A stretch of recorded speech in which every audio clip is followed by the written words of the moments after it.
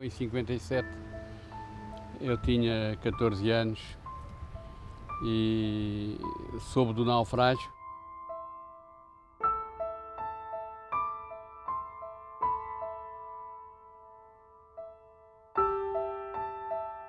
Estamos no Forte São Jorge VIII em Cascais, em frente ao qual naufragou o navio inglês Hildebrand.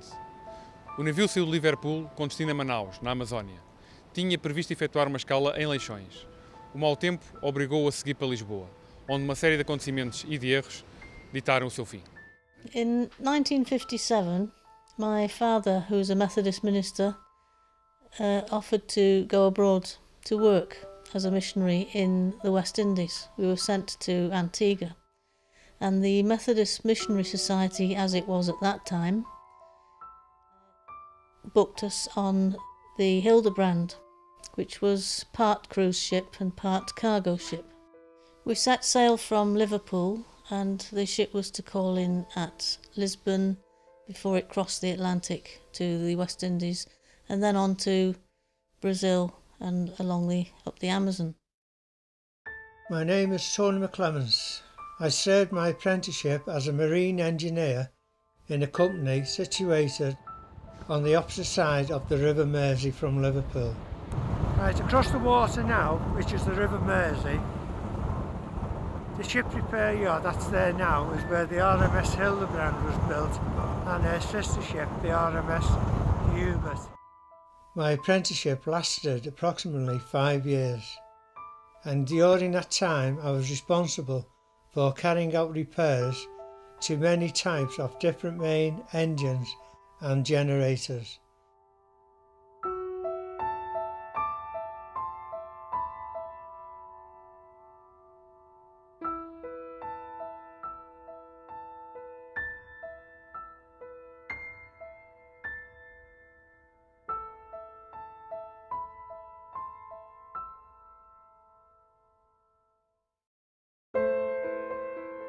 O Hildebrand era um navio de linha para passageiros e carga, com cabines em primeira classe e turística.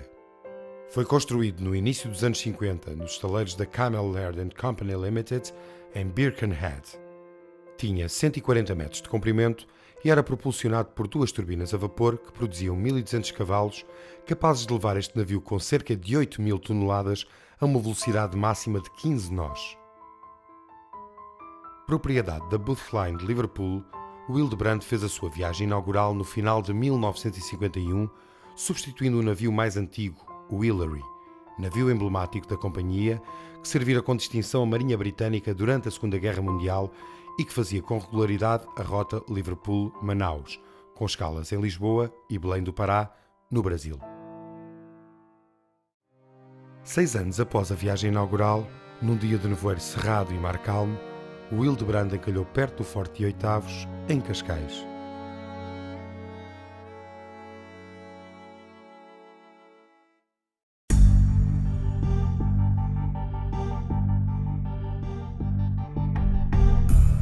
Dirigimos-nos à Praia da Duquesa, em Cascais, a fim de mergulhar no Hildebrand com o centro de mergulho local. Num curto briefing, foram revistos os detalhes da navegação e a área a pesquisar. E esta é esquisita porque no sonda foi muito esquisito, tem lá muita areia, de repente uma rocha no meio e acima da rocha deitaram este 20 metros de comprimento, 10 metros de comprimento, este tubo no meio. Então está aqui tão longe do resto do material, mas aí a zona de afinamento ele simplesmente caiu e fica lá.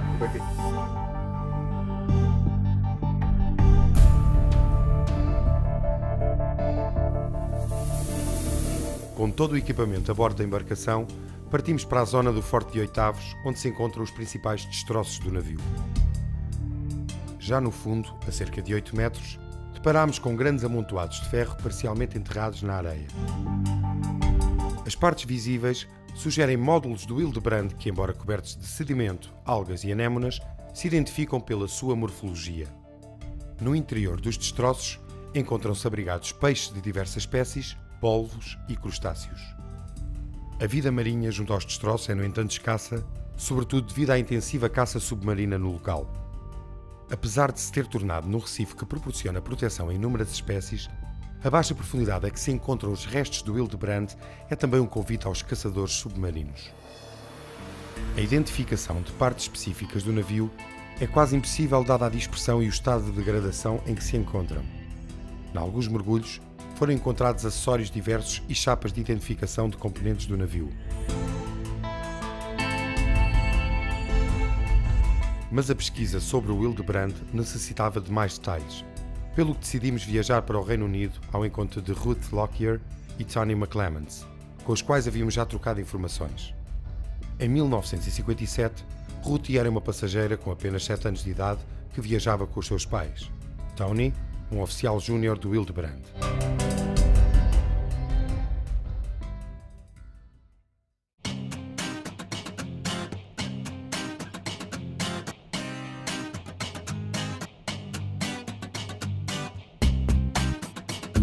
Com o patrocínio de uma agência portuguesa especializada em viagens de mergulho, preparou-se o itinerário. Voámos para Manchester, tendo o restante trajeto sido efetuado de comboio até Shrewsbury, em Inglaterra. Seguiríamos depois para norte até Wigan.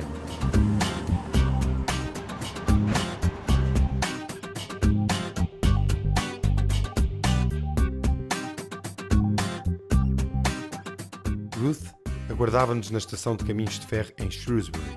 Após uma breve conversa, levou-nos até à bela estalagem de turismo rural em Welshpool que havíamos marcado para a nossa estadia. Entre conversas e gravações, Ruth leva-nos a conhecer um pouco da região onde vive. Welshpool é uma região de beleza ímpar, com paisagens verdejantes e pessoas encantadoras.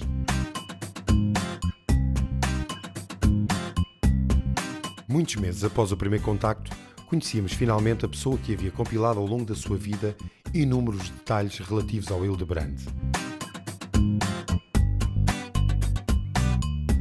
O dia seguinte seria passado em Wigan, onde nos iríamos encontrar com Tony McClements. Para Ruth, seria a primeira vez que se encontrava pessoalmente com alguém que vivera na primeira pessoa, tal como ela, aquele trágico dia de setembro de 1957. Tony McClements era um recém-formado engenheiro naval que fazia a sua primeira viagem no Hildebrand. Planeara uma ida a Liverpool para nos mostrar alguns locais de referência relacionados com a história do navio.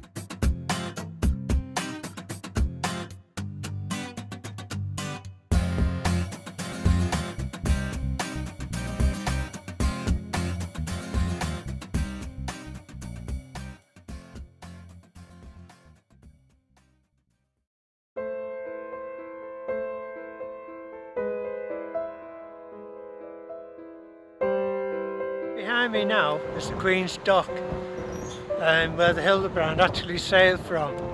Booth Line had this berth most of the time. To my right now used to be big warehouses where the cargo used to be loaded and taken away. I can remember standing around with my parents waiting to board the ship, and they had our tea chests with big MMS written on it. Yeah. Methodist Missionary Society. And my mother saying, I hope they don't get us to open this up, because the customs people were coming round. And they didn't. We got away with not having to open up anything. Sometimes the passengers came on board here, and other times used to go down to the past the Library building to the landing stage down there, and the passengers used to, yeah. It was more likely to be that, wasn't it? Yeah, the landing stage. I can remember a band being down there, and they were playing hymns, and oh, right. There was missionaries going on board then. So this would be the place where the Hildebrand was kitted out? Towards past the Library buildings, there's a lot more going on as regards to ship repair. They've got dry docks and all the cranes, and that's where the Hildebrand would have been fitted out.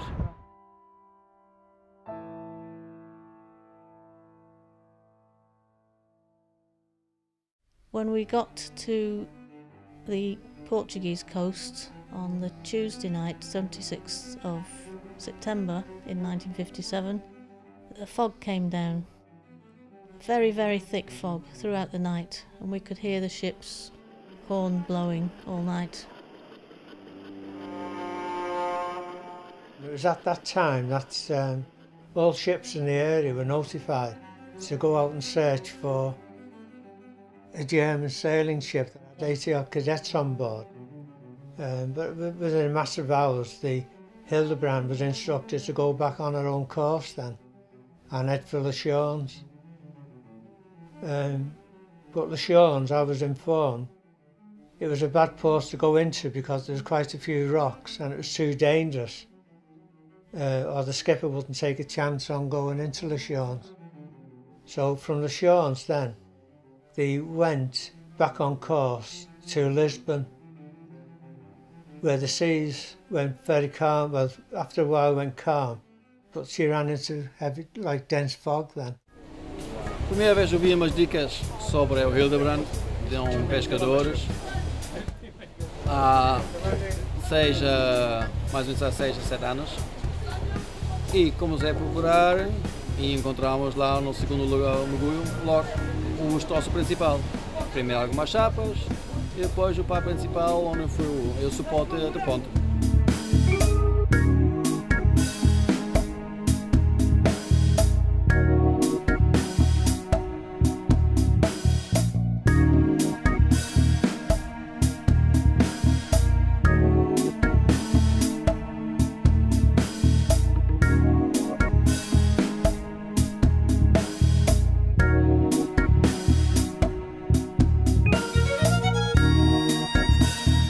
Já com 16 anos comecei a andar à caça submarina e algumas vezes já o barco estava bastante desfeito porque entretanto foram cortando o barco. O barco que está lá são restos do que sobrou. E andei lá a mergulhar, ainda havia lá grandes bocados do barco e passado 6 anos ou 7 aquilo era um viveiro de peixe. Havia peixe de toda a maneira que agora não existe praticamente nada, não é?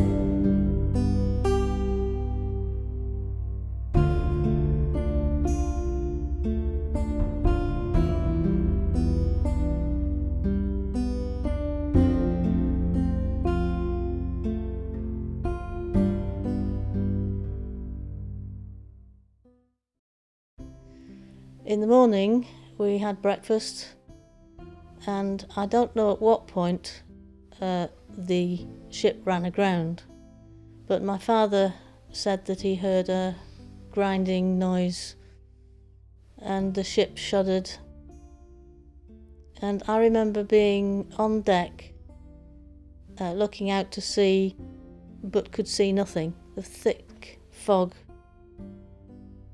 caused visibility to be practically zero. The first indication that there was something had gone wrong was when there was, well, just crunching and shuddering.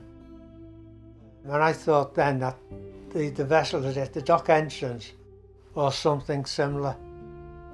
Within a matter of seconds of all this happening, the engine room telegraph rang down, emergency full of stern, so I knew there was something serious. There was 2 engineers in the engine room. One of the second engineer was actually closing the turbines down while I was going around making the high pressure boilers safe.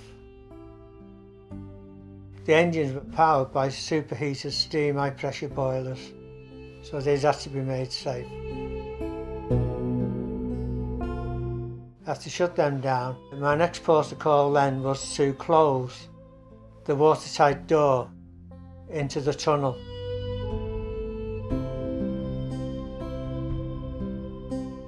When we left Liverpool, our next port of call from Liverpool was Leixões in Portugal. But part of my duties when I was on watch was to go down and check the steering gear, which was powered by hydraulic units.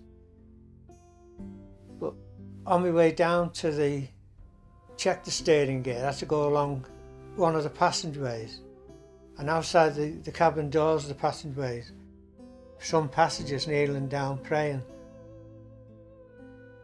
And we were on deck, there was a crowd of people on deck, and suddenly someone shouted, "Look," and pointed, and the fog very quickly dispersed, and what we saw amazed everyone. It was the coast of Portugal, very nearby, and the ship had obviously run onto rocks. We were then told that all passengers needed to abandon ship, and were told to collect our life jackets and go to our boat stations. So my father went to our cabin, collected our life jackets and a few other personal belongings, and we gathered at our boat stations.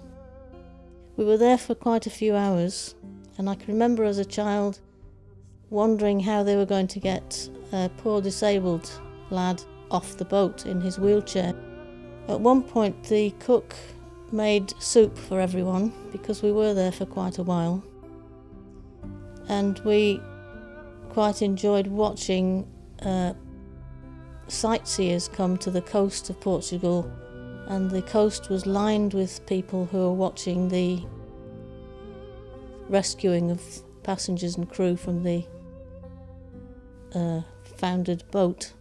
They tried to lower the lifeboats, but that was not a good idea apparently, because the ship was listing so much that it would have spilled people if it had leant the wrong way. So we had to think of another way out of the boat, and we went down gangway. My mother and I were going down this gangway when a lady approached her and said, "Would you take my children?" Because she wouldn't leave her husband. So there were 3 children plus myself, and 5 of us went down this gangway. When the engine room was made safe, my job was to go and close the watertight door, which had worked perfectly on boat drill, but this particular time it only came down perhaps a third of the way and wouldn't move. So I left 2 or 3 guys in the passageway trying to operate the door. I went back into the engine room with another personnel, and we tried to close the door, but it just wouldn't move after a certain position. This was then reported to the chief engineer that the watertight door wouldn't close. He just said, just start as many pumps as you can up and try and pump the water out. And the first pump that I went to, when I opened the inlet valve for the pump, it was just a big spray of water that came out of the pump, and the pump had fractured and split in 2. And my theory is that it was the stress on the pipework that had done that. But the water was coming in a lot faster than the pumps would have taken it out anyway. And after a short while, we were instructed to abandon ship. We were then told just to go up back into our cabins and just take personal items only, and we went on board a fishing boat, and that took us back onto dry land again. Foi dos primeiros a chegar lá assim foi o meu pai, lá ao Oitavos. Eu estava a jogar a bola na praia, mas o Fanica já morreu também, coitadinho. E fomos a correr com a sereia, fomos a correr por aí acima até ao Cabo Raso, ver o barco encalhado. Estava aquela marafunda toda, né? As pessoas a saírem, outros a trazerem nas traineiras, que eram 3 ou 4, era o Olho Marinho, era o meu primo Agostinho e era o, como é que chamava o barco? Era o Desejado, salvo erro. Parece que era o Desejado e era ao Monte Douro ou ao Manelito, que era do Domingos Urbano, e era um outro barco. Eram 3 barcos. Mas houve muita gente que estava lá a bordo. Agora, os guarda-fiscais. Depois a guarda-fiscal é que tomou conta daquilo. I can remember at one time my mother pointing and saying, "Look, Ruth, there's a fire engine has come to watch." Estavam os bombeiros cá em cima das pedras, estava o comandante do Porto. E são as primeiras pessoas a chegar logo lá. Também os bombeiros de Cascais tiveram um papel importante na operação de resgate de passageiros do Hildebrand. No dia 25 de setembro de 1957, pelas 10 horas da manhã, tocou a sirene em Cascais e eu corri para o quartel, como costume. O navio era um navio grande, de porte, e as pessoas estavam com uma disciplina extraordinária na morada. Faziam sinais para nós contatávamos com elas, entretanto nós íamos montando todo o material de socorros a náufragos a fim de fazermos a ligação com o navio. Entretanto foram pedidos os reforços a Passo de Arcos e à Erceira. Tinha aí à volta de 19 anos, 18, 19, e a gente estava na praia, só recebemos a notícia que tinha encalhado um barco em Oitavos e a gente depois esperamos que, passado uns dias, que o mar fosse abaixo, estava um bocadinho mar mexido, então fomos lá de barco, um autobordo, até lá. Estava lá a guarda fiscal, e que era o Cabo-Mar naquela altura, não havia polícia marítima. A gente lá pediu a eles e fomos lá ver o barco dentro. Estava o barco com os porões todos cheios de água, com automóveis e aquela parte dos camarotes todos, os milhares, aquilo era um barco semi-coisa, de carregueiro. Fui lá uma vez a bordo com que era um senhor para pôr lá um cadeado na ponte Leme, estava lá, que estava aberto, e eu fui lá para só o cadeado e viemos embora.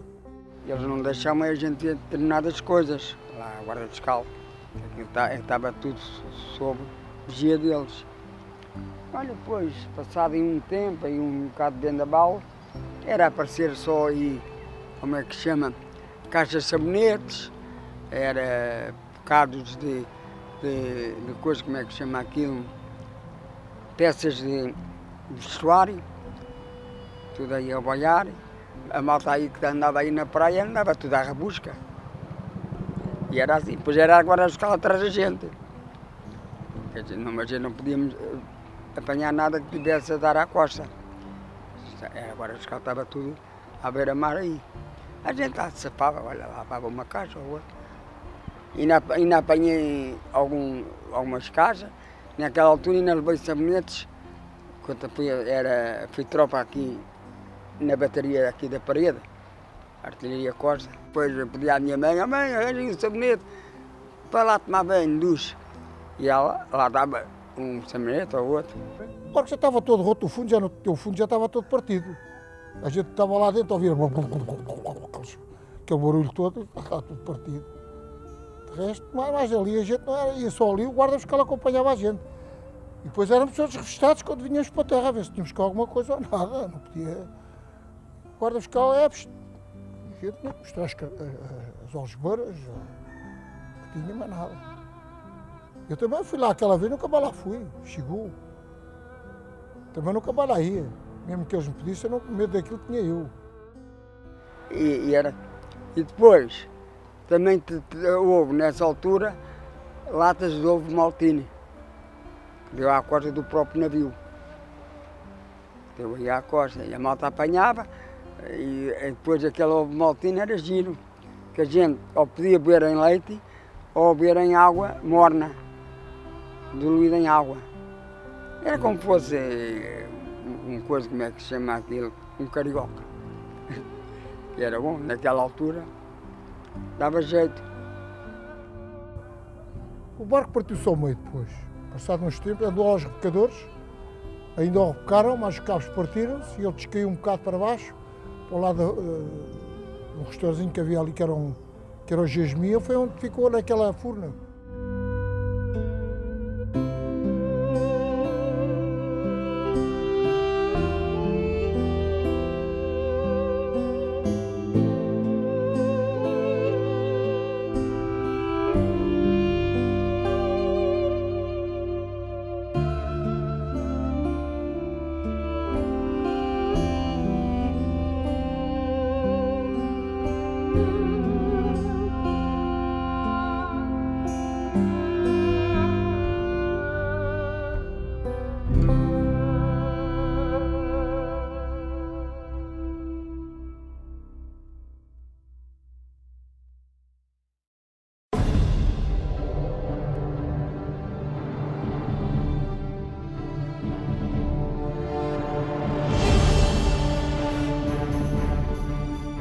Ao largo de Leixões, o Hildebrand recebeu instruções para alterar a rota para Lisboa e passar por dentro do arquipélago das Berlengas.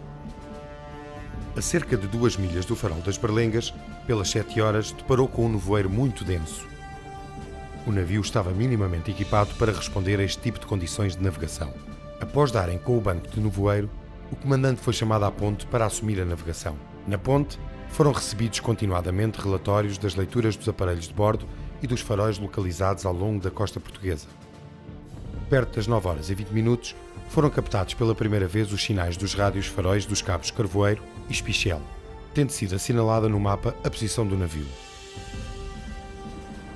A estação de rádio farol do Cabo da Roca não foi identificada, apesar das várias tentativas para a captação do sinal.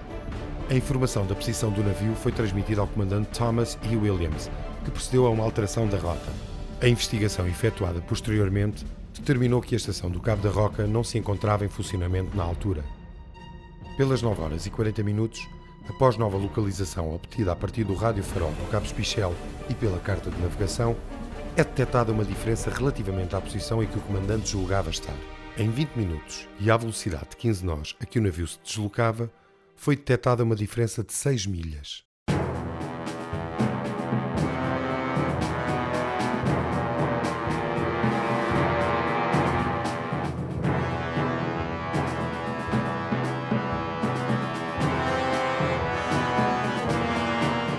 Pouco depois, ao ser ouvida uma sirene de nevoeiro, foi dada a ordem de redução de velocidade para 11 nós. Não foi efetuada qualquer alteração na rota com base no sinal recebido. A partir daquele momento, tudo se complicou relativamente ao rumo, tendo sido efetuadas diversas alterações de direção e velocidade. O comandante e a tripulação pensavam estar na entrada da Baía de Cascais quando viraram para bombordo, onde esperavam encontrar o barco piloto. A sua localização era agora 1 milha a sul do Cabo Raso, a cerca de 3 milhas do local esperado. Cerca das 10 horas e 12 minutos, a navegar a 9 nós, o Hildebrand encalhou em frente ao Forte de Oitavos, em Cascais. Os passageiros foram evacuados pelo salva-vidas dos bombeiros de Passo de Arcos, pela traineira Olho Marinho e outras pequenas embarcações. As operações de resgate decorreram sem incidentes, muito devido às boas condições de mar. Nesse mesmo dia, chegaram de Lisboa 2 rebocadores que tentaram em vão tirar o navio para águas mais profundas.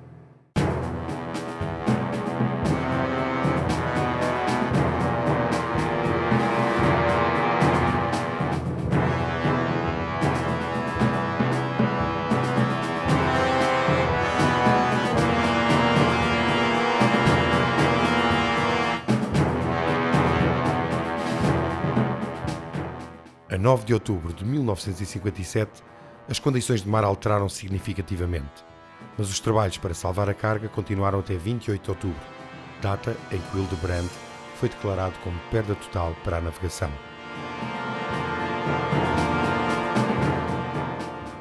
O mau tempo e as duras condições do mar provocaram elevados danos no navio. A força do mar, partiu-o ao meio e espalhou os destroços por uma grande área.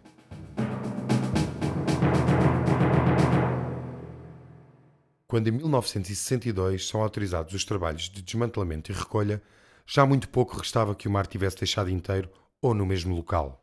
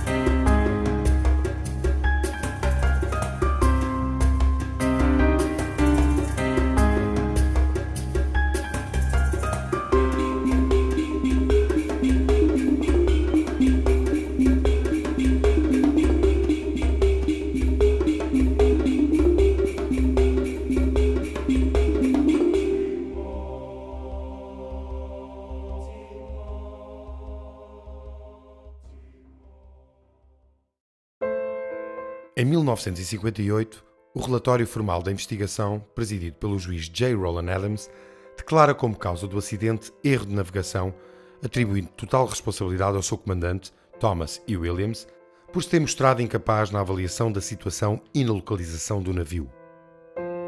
O tribunal declara ainda que o comandante Williams ficará suspenso da atividade de comando por um período de 12 meses a contar da data do acidente.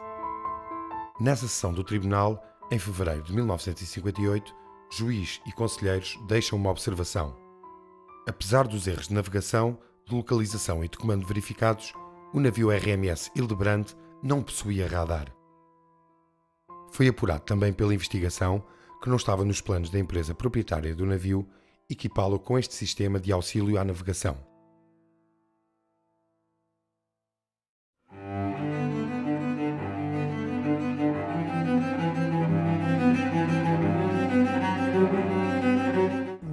Tentaram salvar o barco. O barco, quando se partiu, não foi onde encalhou. O barco encalhou lá em cima, como é que chama? Para os oitavos, e o barco veio cá morrer mais abaixo, ao pé daquela furna, aquela racha que lá está. Quem lá estava depois era a malta que ia lá para desmantelar o navio. Depois cheguei a ver algumas vezes cá de terra. Eles desmantelarem o navio, levarem as peças, aquilo tudo. Ele tinha o emblema, o cano era preto, com o emblema da Bottolini no cano, que parece uma cruz azul ou encarnada.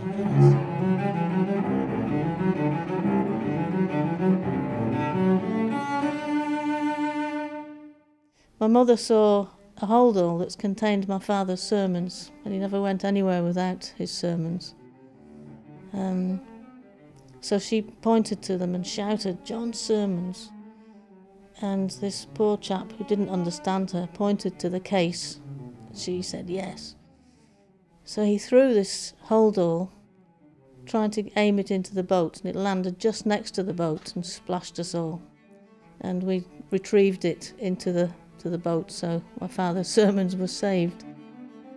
One of the books that was salvaged from the wreck was a family Bible, which was bought in 1815 by George Cubitt, who was a Methodist minister and an ancestor of mine. He bought it for his wife when they got engaged, and the following year he too was a Methodist missionary and was sent to Newfoundland. On the way there, he and his wife were also shipwrecked, and the only thing that was salvaged was that Bible. The Bible was then handed down to his son, and then on to his son, and so on, until it reached the hands of my mother, and of course was shipwrecked again. And it was salvaged, so I now have it in my possession. So 141 years after its first shipwreck, it was doused again with seawater. These were books that my dad had that were salvaged. They came in the one tea chest that was salvaged. So he's stamped them with his name, but the seawater has done its best with them. Yeah.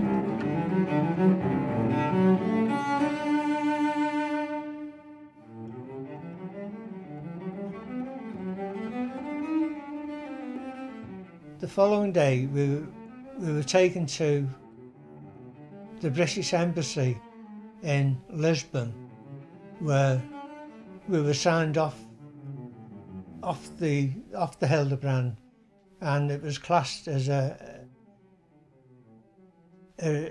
wreck discharge, and our contract was finished on the Hildebrand then. Well, I know for a fact that the skipper wasn't on the bridge at the time. The deck officer is the one that was there when it happened. When we were in Lisbon, I was told that I probably wouldn't go away until they've had an inquiry. And the fact that I was on watch at the time. But the skipper took the full responsibility for it. He accepted everything that went on. The crew were recovering items from each of the cabins, passengers' cabins, and they brought them to a warehouse in Cascais, and people just looked around to see if any of their belongings were there. And that went on for a couple of days. We stayed in a hotel in Lisbon, and each day we went to this warehouse to see if we could find any of our belongings. I don't think we did find any of ours, but some people lost quite a bit. And my father was talking to a very tall Jamaican with a beard and asked him if he'd lost anything, and he said yes, he'd lost all his theses, PhD theses. He'd registered with the University of the West Indies to do his doctorate, which he'd completed in Cambridge University in England. She was in Liverpool for just 3 days. During that 3 days, the fact that I'd lost all my uniform and belongings, my father helped me out again to go back to the same shop where I just bought all my uniforms from. At the time, when the personnel after the shop recognised me, and I said that was my twin brother. I'd done several trips on the U-boat. I could stay with Bird Line, but on their relieving staff. Now, the relieving staff covered another part of the Bird Line, which is the Lampert and Holt line. So between Bird Line, I operate between Bird Line and with Lampert and Holt line. Lampert, their boats went into Bremerhaven, Hamburg, Amsterdam, London. Wherever the boats went, we would be there to relieve the engineers, and we would stay with the vessel and move her around until the engineers reported back for duty.